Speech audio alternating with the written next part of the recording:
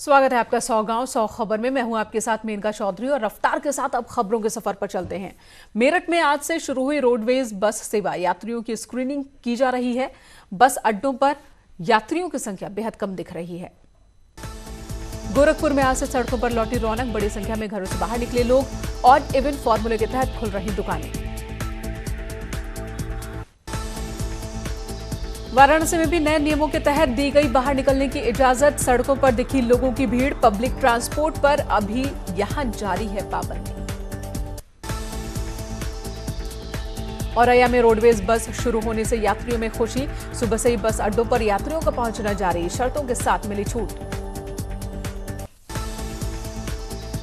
गोरखपुर से हैदराबाद के लिए आज से शुरू हुई फ्लाइट्स। हैदराबाद से 90 यात्री पहुंचे गोरखपुर, मुंबई और दिल्ली के लिए चल रही हैं फ्लाइट्स। गाजियाबाद में आज से कई जिलों के लिए शुरू हुई रोडवेज सेवा, सोशल डिस्टेंसिंग के नियमों का पालन जरूरी। अनलॉक 1 में महोबा में लौटी रौनक, सुबह से ही खुली चाय नाश्ते की दुकानें, फलों और सब्जियों की शॉप पर भी लोगों की भीड़। अनलॉक 1 के पहले दिन नोएडा की सड़कों पर और बाजारों में एक बार फिर रौनक देखने को मिली है। हालांकि लोग पहले जैसे बेखौफ घूमते नजर नहीं आ रहे, लेकिन ई रिक्शा और ऑटो रिक्शा, कैब की आवाजाही शुरू हो चुकी है। लखनऊ के कैसरबाग, आलमबाग और चारबाग बस अड्डा से बसों का संचालन किया जा रहा है। राजधानी लखनऊ के इन बस अड्डे से तकरीबन 500 से ज्यादा बसों का संचालन शुरू। गाजियाबाद में कोरोना के लगातार बढ़ते केसेस को देखते हुए डीएम ने यूपी दिल्ली बॉर्डर पहले की तरह ही सील रखने के आदेश दिए। प्रयागराज के सिविल लाइन डिपो से रोडवेज ने सुबह से शुरू किया बसों का संचालन। बस अड्डे पर आने वाले हर एक यात्री की थर्मल स्क्रीनिंग हो रही है। लॉकडाउन में ढील देने पर राम गोविंद चौधरी ने सरकार पर बोला हमला, कहा पूंजीपतियों के दबाव में सरकार ने खत्म की देशबंदी, बीजेपी नेताओं पर लगाया लॉकडाउन तोड़ने का आरोप। प्रियंका गांधी ने ट्वीट कर योगी सरकार पर निशाना साधा, लिखा स्वास्थ्य सेवाओं का बुरा हाल, सरकार पर लगाया झूठा प्रचार करने का आरोप। इलाहाबाद हाईकोर्ट के बार काउंसिल के लिए नामांकन शुरू, 4 उम्मीदवारों ने किया नामांकन, 14 जून को होगा चुनाव।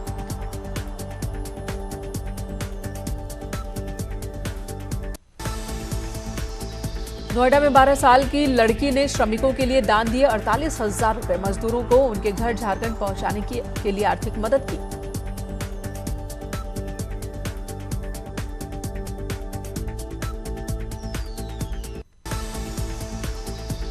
देश में कोरोना के कुल 1,90,000 से ज्यादा मामले। यूपी के गाजियाबाद में फूटा कोरोना बम, मिले 32 नए केस।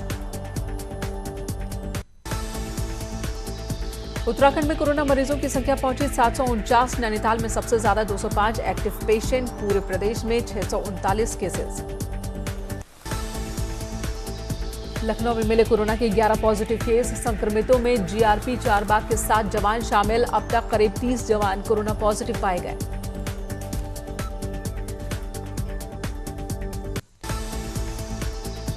महाराष्ट्र में अब तक 2,416 पुलिस वाले कोरोना संक्रमित, 26 की मौत। बिहार में कोरोना से 21वीं मौत, 206 नए मामले सामने आए। संक्रमितों की संख्या 3,565। संभल के 2 अलग अलग सड़क हादसों में 2 लोगों की मौत। बनियाठेर और चंदौसी इलाके में एक्सीडेंट, रोडवेज के एक संविदा कर्मी की भी मौत। कानपुर के हैलेट हॉस्पिटल के डॉक्टर्स पर मारपीट का आरोप, तीमारदारों ने कहा लाठी डंडों से डॉक्टर्स ने पिटाई की। पुलिस पर मामले की लीपापोती का आरोप। मुरादाबाद सीएमओ ऑफिस के 2 कमरों को किया गया सील, एक कर्मचारी पाया गया कोरोना पॉजिटिव, कई स्टाफ क्वारंटीन किए गए।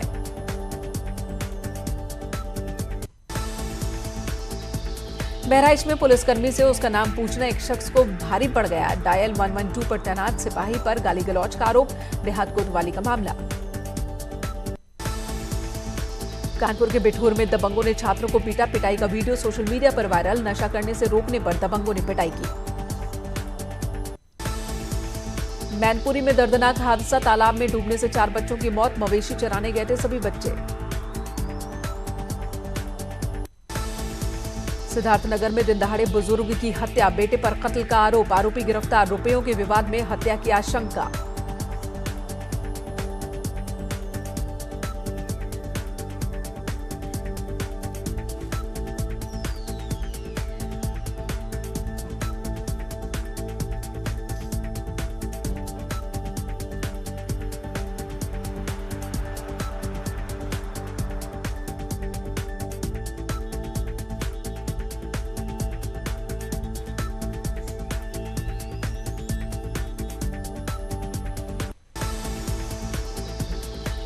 हरदोई के मल्लावा में ज्वेलरी शॉप में चोरी, सीसीटीवी में कैद हुई वारदात। खरीदारी के बहाने शोरूम में घुसी थी महिलाएं।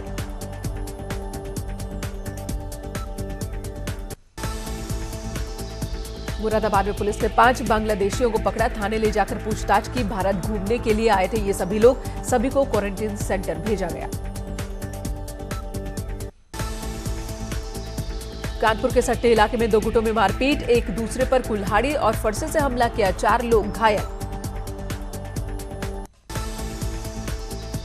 फिरोजाबाद के शिकोहाबाद में सरे शाम एक शख्स की गोली मारकर हत्या। कार से आए थे हमलावर, 2 आरोपियों को ग्रामीणों ने पकड़कर पुलिस के हवाले किया। शाहजहांपुर के निगोही इलाके में शख्स की हत्या, पत्नी पर लगा प्रेमी के साथ मिलकर हत्या का आरोप, आरोपी महिला गिरफ्तार। बागपत में पुलिस ने लोगों को पीटा, रमाला पुलिस की गुंडई का वीडियो वायरल। लॉकडाउन का पालन कराने के नाम पर पिटाई। बांदा जनपद के चुल्ला थाना क्षेत्र में गुंडागर्दी की घटना सामने आई। अतरहट गांव में बच्चों के मामूली विवाद के बाद बड़ों के बीच खूनी संघर्ष। दिल्ली में पाकिस्तान उच्चायोग से जुड़े 2 जासूस गिरफ्तार। दोनों जासूस पाकिस्तान उच्चायोग में थे तैनात। 24 घंटे में देश छोड़ने का आदेश। पाकिस्तान ने आरोपों को बेबुनियाद बताया। पकड़े गए दोनों पाकिस्तानी जासूसों के पास से फर्जी आधार कार्ड बरामद। पाकिस्तानी दूतावास की कार से जाते वक्त दिल्ली पुलिस और आर्मी इंटेलिजेंस ने दबोचा। पकड़े गए दोनों जासूसों का नाम आबिद हुसैन और मोहम्मद ताहिर। दिल्ली पुलिस के स्पेशल सेल ने आर्मी इंटेलिजेंस की मदद से ज्वाइंट ऑपरेशन को अंजाम दिया। हापुड़ में भैंस खरीदने के विवाद में 2 पक्षों में मारपीट। सिंभावली इलाके का मामला, पुलिस ने कहा पुराना है वीडियो, शिकायत मिलने पर होगी कार्रवाई। भदोही में प्राचीन शिव मंदिर में चोरी से ग्रामीणों में आक्रोश। गोपीगंज इलाके का मामला, 1865 में बना था ये शिव मंदिर। मथुरा के गोवर्धन इलाके में 2 अपराधियों को पुलिस ने किया गिरफ्तार। हनी ट्रैप में फंसाकर लोगों से करते थे ठगी। बाराबंकी में रुपयों के विवाद में पिता और बेटे की गोली मारकर हत्या। दोनों को इलाज के लिए जिला हॉस्पिटल में ले जाया गया। साजिशकर्ता अभी भी फरार।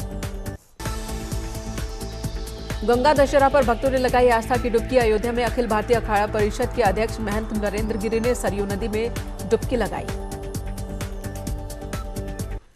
प्रयागराज में गंगा दशहरा पर्व के मौके पर संगम पर पहुंचे श्रद्धालु। घाटों पर फिर से लौटी रौनक। घाट पर स्नान की अनुमति, लेकिन भंडारा और भजन संध्या पर का कार्यक्रम रद्द। कोरोना संकट के बीच प्रयागराज में गंगा स्नान करने आ रहे श्रद्धालु देश और दुनिया को कोरोना मुक्त करने की प्रार्थना कर रहे हैं। औरैया में दबंग प्रधान और एसपी नेता ने फौजी के परिवार को जान से मारने की धमकी दी। फौजी का परिवार डरा हुआ है। रायबरेली में युवक का शव मिलने से मची सनसनी। पुलिस और फॉरेंसिक टीम ने मौके पर पहुंचकर मामले की जांच शुरू की। प्रयागराज में एसएसपी के निर्देश पर करेली पुलिस ने अवैध स्लॉटर हाउस पर कार्रवाई की। पुलिस ने बुलडोजर चलवाकर अवैध स्लॉटर हाउस को गिराया। मुजफ्फरनगर में चेकिंग के दौरान पुलिस और बदमाशों के बीच मुठभेड़। इस दौरान 25,000 का एक बदमाश विशाल के पैर में गोली लगी, जिसे पुलिस ने अरेस्ट किया। वाराणसी में सेक्स रैकेट की सूचना पर पुलिस ने छापेमारी की। कैंट थाना क्षेत्र के यशोदा नगर कॉलोनी में पुलिस ने छापेमारी कर जिस्म फरोशी के इस कारोबार का खुलासा किया। बदायूं में युवक की मौत के बाद पीड़ित परिवार इंसाफ की मांग कर रहा है। परिजनों का आरोप कि पुलिस ने तहरीर के बावजूद 40 दिनों तक नामजद आरोपियों के खिलाफ कोई कार्रवाई नहीं की।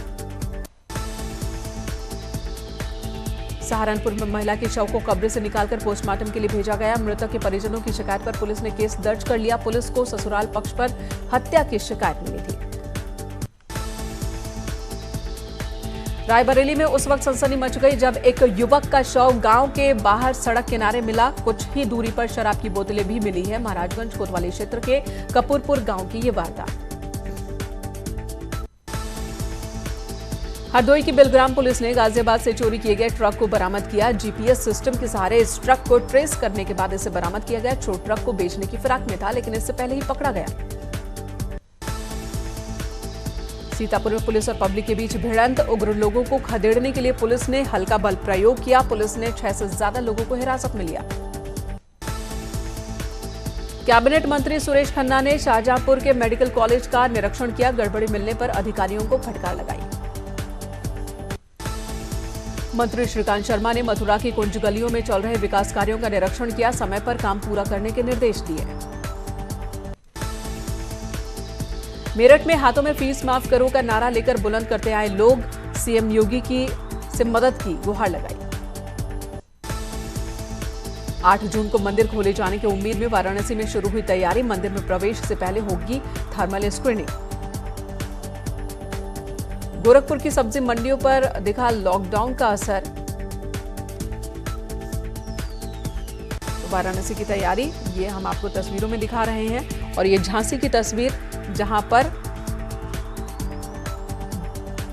बारात को दुल्हन ने लौटा दिया।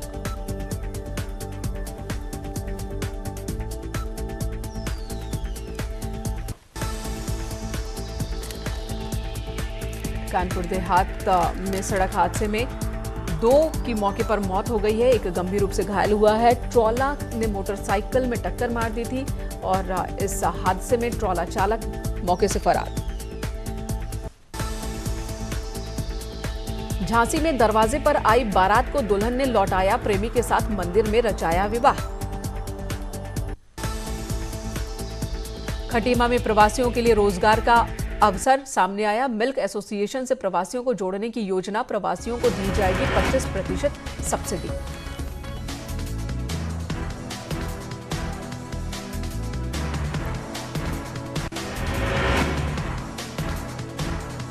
प्रयागराज में पड़ रही भीषण गर्मी से बढ़ी मिट्टी के घड़ों की डिमांड। कुम्हारों में छाई खुशी की लहर।